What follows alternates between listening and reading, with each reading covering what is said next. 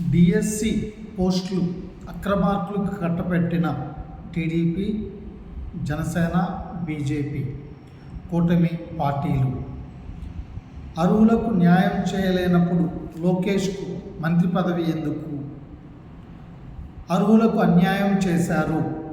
DSC బాధితుల నిర్వరిక నిరాహార దీక్షకు ఎల్జేడీ లోక్తాంత్రిక్ జనతాదళ్ బూరగ రత్నం మద్దతు.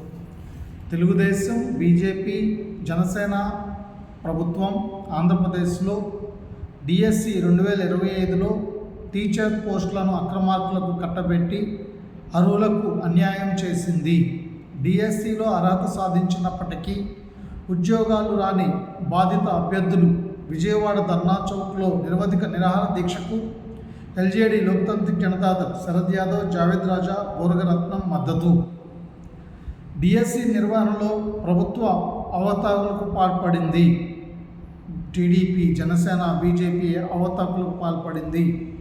ఉద్యోగాలను పప్పు బెల్లాల్లా అమ్ముకున్నారు ఈ పార్టీలు. ఎల్జేడీ లోక్తాంత్రిక్ జనతాదళ్. ప్రతి విద్యార్థికి, ప్రతి పట్టభద్రుడికి, ప్రతి డిగ్రీ హోల్డర్కి, ప్రతి యువతకు సమాన మేలిమి ఉద్యోగం, జీతాలు ఇచ్చే పార్టీ ఎల్జేడీ లోక్తాంత్రిక్కి ఓటేద్దాం.